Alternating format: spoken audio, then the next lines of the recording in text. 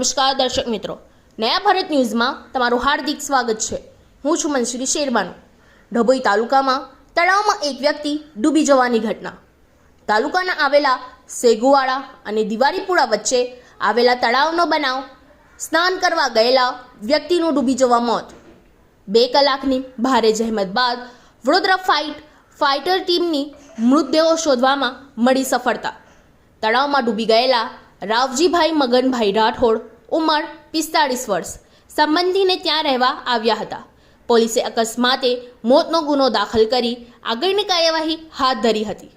ડભોઈ તાલુકાના વડોદરા તાલુકાના વચ્ચે આવેલ દિવાળીપુરા ગામ પાસે આવેલા તળાવમાં ગરમીના કારણે સ્નાન કરવા ગયેલા આધેડ પુરુષ તળાવમાં ડૂબી જવાથી મોત નીપજ્યું હતું। મરણ જનાર પુરુષ રાજીવભાઈ મગનભાઈ રાઠોડ ઉંમર 45 વર્ષ રસુલાબાદ નવીનગરી વાઘોડિયાના રહેવાસી દિવાળીપુરા ગામે મહેમાન ગતિ માટે આવ્યા હતા। પોલીસે બનાવ અંગે અકસ્માતને મોતનો ગુનો દાખલ કરી આગળની કાર્યવાહી હાથ ધરી હતી। Bureau report Lalabhai Bhatiyara.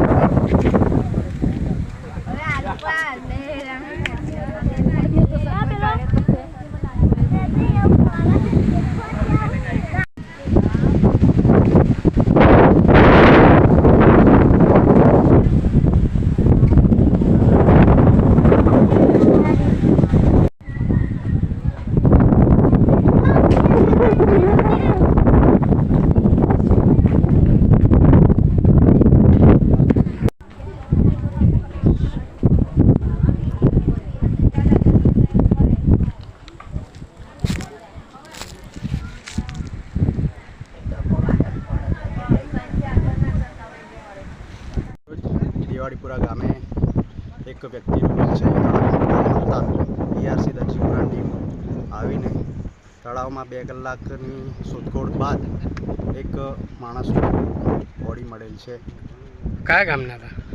ગામ બહાર ગામના હતા। અહીંયા મહેમાન ગતિ માટે આવેલા, જે નાવા પડતા થાકી ગયેલ હોવાથી ડૂબી ગયેલા હતા।